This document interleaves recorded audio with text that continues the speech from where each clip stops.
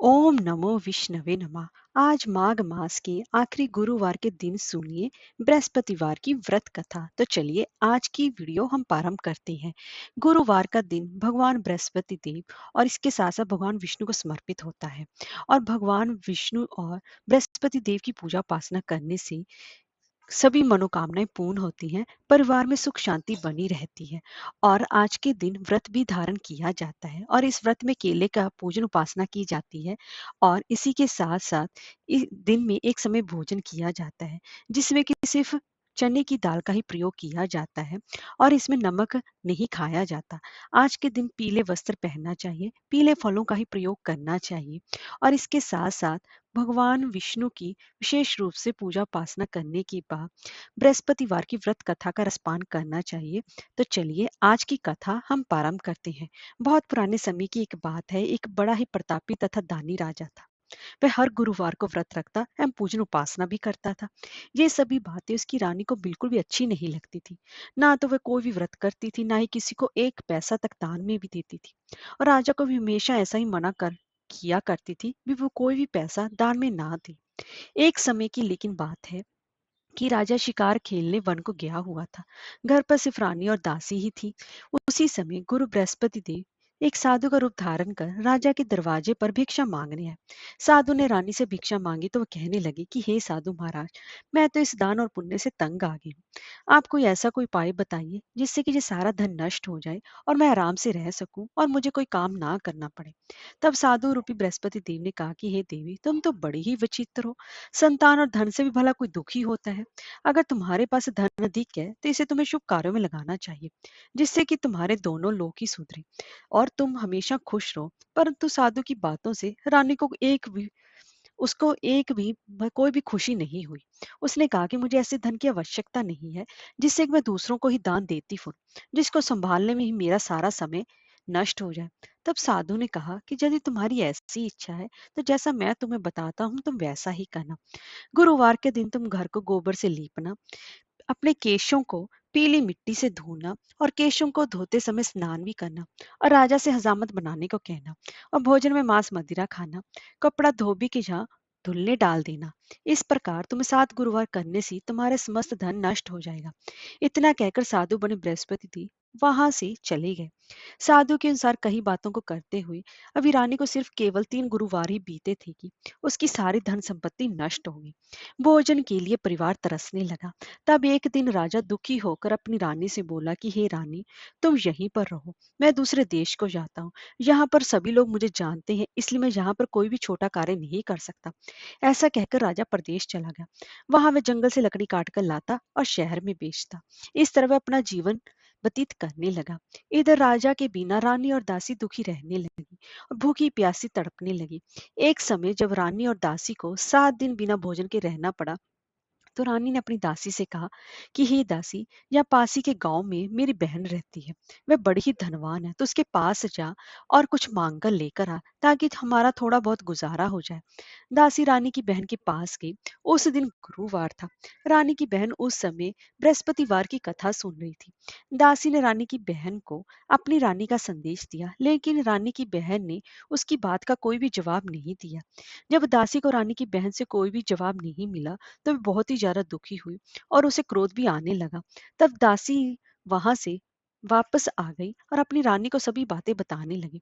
तब सुनकर रानी ने अपने भाग्य को कोसा कि जब भाग्य ही विपरीत चल रहा है, तब वह अपनी बहन से क्या उम्मीद कर सकती है। उधर रानी की बहन ने सोचा कि मेरी बहन की दासी आई थी, परंतु मैं उससे नहीं बोली, इससे वो उसे बहुत ज्यादा दुख हुआ होगा। कथा सुनकर और पूजन समाप्त कर वह अपनी बहन के घर गई और कहने लगी कि हे बहन, मैं उस समय बृहस्पतिवार की व्रत कथा सुन रही थी। तुम्हारी दासी गई थी, परंतु जब तक कथा होती है तब तक ना ही उठते हैं और ना ही बोलते हैं, इसलिए मैं नहीं बोली। कहो दासी क्यों गई थी? तब रानी बोली कि बहन, हमारे घर पर अन्न का एक दाना भी नहीं था। ऐसा कहते ही कहते रानी की आंखें भर आई। उसने दासी समेत भूखा रहने की बात भी अपनी बहन को बता दी कि 7 दिन से उसने अन्न का एक दाना भी उसके पेट में नहीं गया। तब रानी की बहन बोली कि बहन देखो, बृहस्पति देव भगवान सभी की मनोकामनाओं को पूर्ण करते हैं। देखो शायद तुम्हारे घर में अनाज रखा हो। यह सुनकर रानी को झटका लगा कि ऐसे कैसे कैसे हो सकता है कि उसके घर में अनाज हो। लेकिन फिर भी वो बातों को मानते हुए उसने अपनी दासी को घर के अंदर भेजा, तो वहां उसे एक घड़ा अनाज का भरा मिल गया। तो दासी को बड़ी ही हैरानी हुई, क्योंकि उसने तो एक एक बर्तन देख लिया था। उसने बाहर आकर रानी को बताया। दासी रानी से कहने लगी कि हे रानी, जब हमको भोजन नहीं मिलता तो हम व्रत ही तो करती हैं, इसलिए क्यों न इसे व्रत और कथा की विधि पूछ ली जाए, हम भी व्रत किया करेंगे। दासी के कहने पर रानी ने अपनी बहन से बृहस्पतिवार के व्रत के बारे में पूछा। उसकी बहन ने बताया कि बृहस्पतिवार के व्रत में चने की दाल और मुनक्का से विष्णु भगवान का केले की जड़ में पूजन करें तथा दीपक जलाना चाहिए। पीला भोजन करें तथा कथा भी सुने, इससे गुरु भगवान प्रसन्न होते हैं और मनोकामना पूर्ण करते हैं। व्रत और पूजन की विधि बताकर रानी की बहन अपने घर लौट आए। रानी और दासी दोनों निश्चय किया कि बृहस्पति देव भगवान का पूजन जरूर करेंगे। 7 दिनों के बाद जब गुरुवार का दिन आया तो उन्होंने व्रत रखा।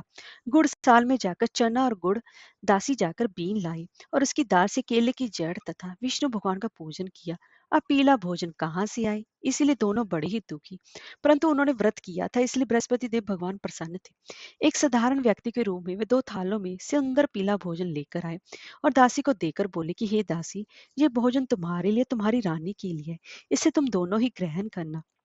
दासी भोजन पाकर बहुत ही ज्यादा प्रसन्न हुई और उसने रानी को सारी बातें भी बताई।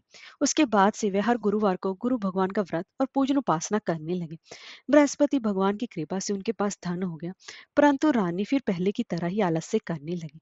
तब दासी बोली कि देखो रानी, तुम पहले भी इस प्रकार आलस्य करती थी, तुम्हें धन को रखने में कष्ट होता था, इसी कारण सभी धन नष्ट हो गया। अब गुरु भगवान की कृपा से तुम्हें धन मिला है, अब तुम फिर से आलस्य करती हो। अब ऐसा करो, बड़ी मुसीबतों के बाद हमने ये धन पाया है, इसीलिए तुम भी इसे की दान पुण्य अवश्य करो। तुम कुंवारी कन्याओं का विवाह करवाओ, भूखे मनुष्यों को भोजन करवाओ, जगह जगह प्याऊ लगवाओ, मंदिर पाठशाला का निर्माण करवा दो और इससे भी धन को शुभ कार्यों में खर्च करो, जिससे कि तुम्हारे कुल का यश बढ़ेगा, स्वर्ग की प्राप्ति होगी और तुम्हारे पितर भी तुमसे प्रसन्न रहेंगे।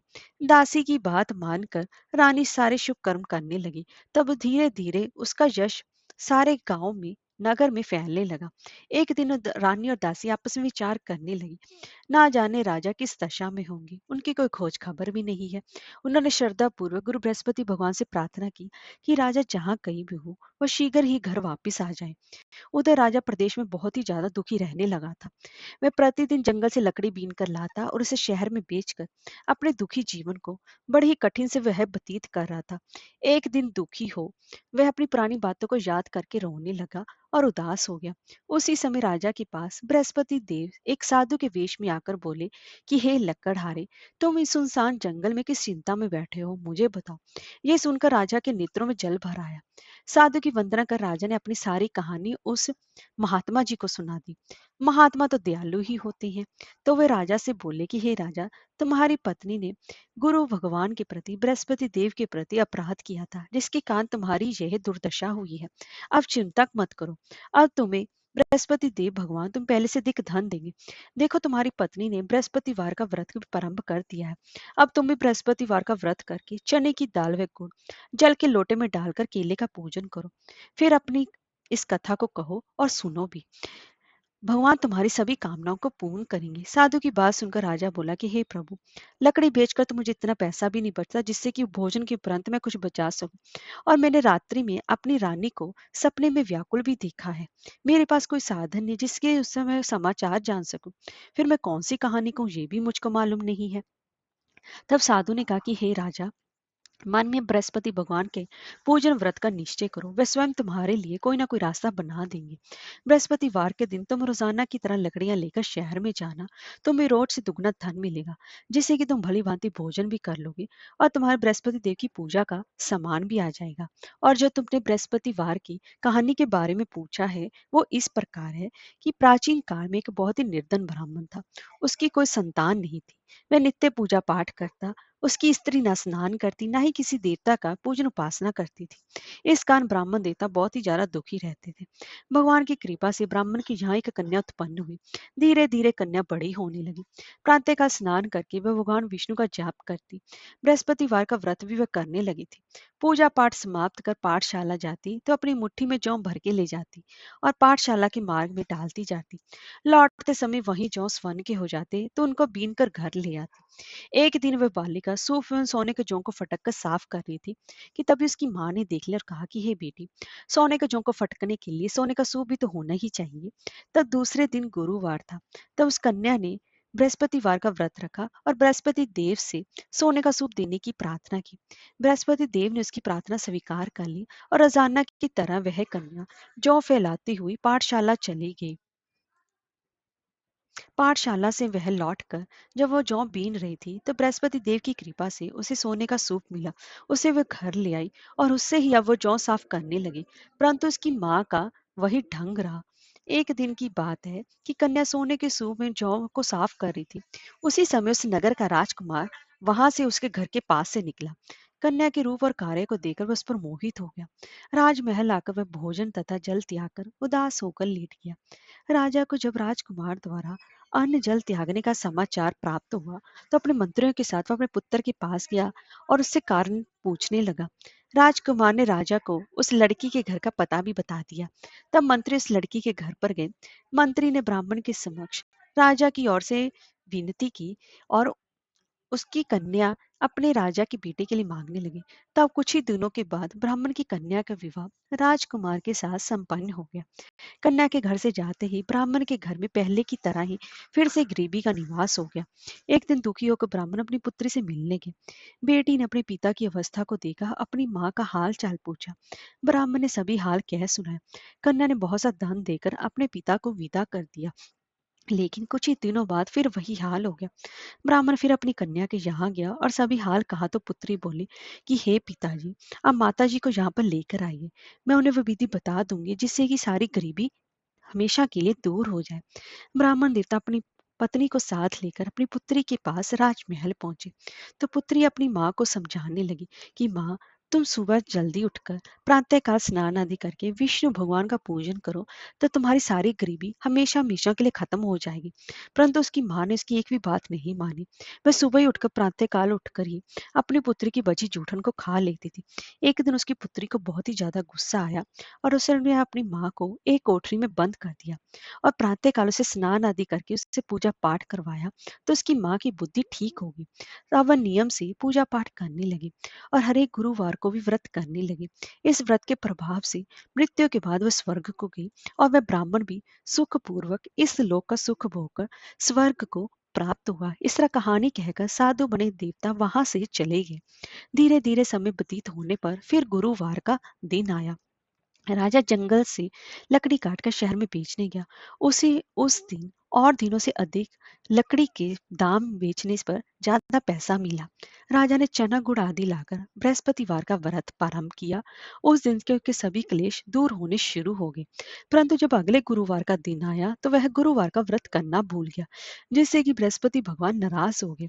उस दिन उस नगर के राजा ने वहां पर विशाल यज्ञ का आयोजन किया था तथा अपने समस्त राज्य में ये घोषणा करवा दी थी कि सभी मेरे यहाँ भोजन करने आए, किसी के घर चूल्हा ना जले। इस आज्ञा को जो नहीं मानेगा उसको फांसी दे दी जाएगी। राजा की आज्ञा अनुसार राज्य के सभी वासी राजा के भोज में सम्मिलित हुए। लेकिन लकड़हारा कुछ देर से पहुंचा, इसलिए राजा उसको अपने साथ महल में ले गए। जब राजा लकड़हारे को भोजन करा रहे थे तो रानी की दृष्टि उस खूंटी पर पड़ी जिस पर कि उसका हार लटका हुआ था। उसे हार खूंटी पर लटका दिखाई नहीं दिया और रानी को निश्चय होगा कि मेरा हार इसी लकड़हारे ने चुरा लिया है। उसी समय सैनिक बुलवाकर उसको जेल में डलवा दिया। लकड़हारा जेल में विचार करने लगा कि ना जाने कौन से पूर्व जन्म के कर्म से मुझे ये दुख प्राप्त हुआ है और जंगल में मिले साधु को याद करने लगा। तत्कालीन बृहस्पति देव साधु के रूप में प्रकट हो गए, कहने लगे कि अरे मूर्ख, तूने बृहस्पति देवता की कथा नहीं करी, इसी कारण तुझे दुख प्राप्त हुआ है। अब तू चिंता मत कर। बृहस्पतिवार के दिन जेल खाने के दरवाजे पर तुझे 4 पैसे पड़े ही मिलेंगे। उनसे तो गुरुवार की पूजा करना तो तेरे सभी कष्ट दूर होने शुरू हो जाएंगे। अगले बृहस्पतिवार उसे जेल के द्वार पर उसे 4 पैसे मिले। राजा ने पूजा का सामान मंगवाकर कथा कही और प्रसाद बांटा।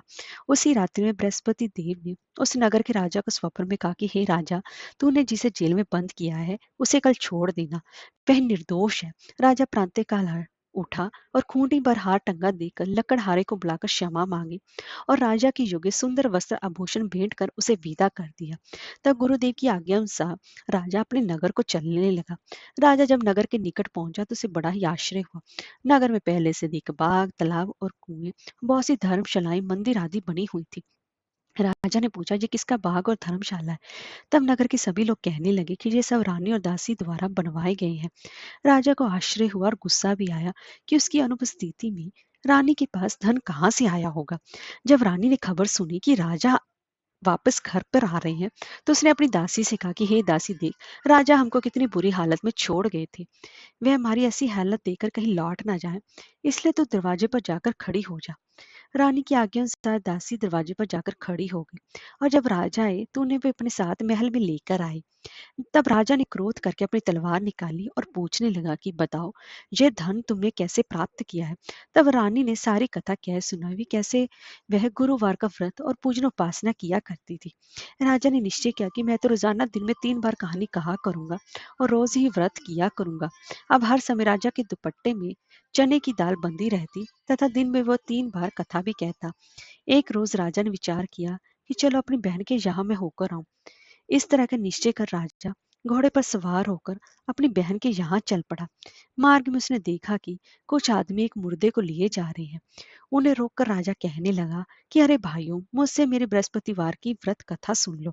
वे बोले, लो, हमारा तो आदमी मर गया है, इसको अपनी कथा की पड़ी है। परंतु कुछ आदमी बोले, अच्छा को हम तुम्हारी कथा भी सुनेंगे। राजा ने दाल निकाली और कथा कहनी शुरू कर दी। जब कथा आदि हुई तो मुर्दा हिलने लग गया और जब कथा समाप्त हुई तो राम राम करके वह मुर्दा खड़ा हो गया। राजा आगे बढ़ा और उसे चलते चलते शाम हो गई। आगे मार्ग में उसे एक किसान खेत में हल चलाता हुआ मिला। राजा ने उसे कथा सुनने का आग्रह किया लेकिन वो नहीं माना। राजा आगे चल पड़ा। राजा के हटते ही बैल पछाड़ खाकर गिर गए तथा किसान के पेट में बहुत जोर से दर्द होने लगा। उसी समय किसान की माँ रोटी लेकर आई। उसने जब देखा तो अपने पुत्र से सभी हाल चाल पूछा। तो बेटे ने सभी हाल बता दिया। तो बुढ़िया दौड़ी दौड़ी राजा के पास आई और उससे बोली कि मैं तेरी कथा सुनूंगी, तू अपनी कथा मेरे खेत पर ही चलकर कहना। राजा ने लौटकर बुढ़िया के खेत पर जाकर कथा कही, जिसके सुनते ही बैल खड़े हो गए तथा किसान के पेट का दर्द भी बंद हो गया। राजा अपनी बहन के घर पहुंच गया। बहन ने भाई की खूब मेहमानी की। दूसरे रोज यानी कि अगले दिन राजा प्रातःकाल जगा तो वह देखने लगा कि सभी लोग भोजन कर रहे हैं। राजा ने अपनी बहन से पूछा कि ऐसा कोई मनुष्य है जिसने भोजन नहीं किया हो, जो मेरी गुरुवार की व्रत कथा सुन ले। बहन बोली कि हे भैया, ये देश ऐसा ही है। यहाँ लोग पहले भोजन करते हैं, बाद में कोई अन्य कार्य करते हैं। फिर वह एक कुम्हार के घर पर गई जिसका कि लड़का बीमार था। उसे मालूम हुआ कि उसके यहाँ 3 दिन से किसी ने भी भोजन नहीं किया है। रानी ने अपने भाई की कथा सुनने के लिए कुम्हार से कहा तो वह तैयार हो गया। राजा ने जाकर बृहस्पतिवार की कथा कही, जिसको सुनकर कि उसका लड़का ठीक हो गया। अब तो राजा की प्रशंसा होने लगी। एक दिन राजा ने अपनी बहन से कहा कि हे बहन, मैं अब अपने घर जाऊंगा, तुम भी तैयार हो जाओ। राजा की बहन ने अपनी सास से अपने भाई के साथ जाने की आज्ञा मांगी। तब सास बोली, हाँ चली जा, मगर अपने लड़कों को मत ले जाना, क्योंकि तेरे भाई के कोई भी संतान नहीं होती है। बहन ने अपने भाई से कहा कि हे भैया, मैं तो चलूंगी, मगर कोई बालक नहीं जाएगा। अपनी बहन को भी छोड़कर दुखी मन से राजा अपने गांव, अपने शहर वापस आ गया। राजा ने अपनी रानी से सारी कथा बताई और बिना भोजन किए ही वो शैया पर लेट गया। रानी बोली कि हे प्रभु, बृहस्पति देव ने हमें सभी कुछ दिया है, तो हमें संतान भी अवश्य ही देंगे। उसी रात बृहस्पति देव ने राजा को स्वप्न में कहा कि हे राजा, उठ, सभी सोच त्याग दे, तेरी रानी गर्भवती है। राजा को जानकर बड़ी ही खुशी हुई। 9वें महीने रानी के गर्भ से एक सुंदर पुत्र पैदा हुआ। तब राजा बोला कि हे रानी, स्त्री बिना भोजन के रह सकती है, परंतु बिना कहीं नहीं रह सकती। जब मेरी बहन आए तो तुम उसे कुछ मत कहना। रानी ने हाँ कर दी। जब राजा की बहन ने शुभ समाचार सुना तो बहुत ही ज्यादा खुश हुई तथा बधाई लेकर अपने भाई के यहाँ आई। रानी ने तब उसे आने का उलाहना दिया। जब भाई अपने साथ ला रहे थे तब तो टाल गई, उनके साथ नहीं, आज अपने आप ही भागी भागी बिना बुलाई आ गई। तो राजा की बहन बोली कि भाभी, अगर इस प्रकार मैं ना कहती तो तुम्हारे घर औलाद कैसी होती? बृहस्पति देव सभी की कामनाएं पूर्ण करते हैं। जो सद्भावना बृहस्पतिवार का व्रत करता है, कथा पढ़ता है अथवा सुनता है और दूसरों को भी सुनाता है, बृहस्पति देव उसकी सभी मनोकामनाएं पूर्ण करते हैं, उसकी सदैव रक्षा भी करते हैं। जिस संसार में सद्भावना से गुरुदेव का पूजन और व्रत सच्चे हृदय से करते हैं, उनकी सभी कामनाएं वैसी पूर्ण होती हैं जैसी सच्ची भावना से रानी और राजा ने बृहस्पति देव की कथा का गुणगान किया और उनकी सभी इच्छाएं बृहस्पति देव जी ने पूर्ण की। कथा सुनने के बाद प्रसाद अवश्य ही लेना चाहिए। बोलिए बृहस्पति देव भगवान की जय। बोलिए विष्णु भगवान की जय।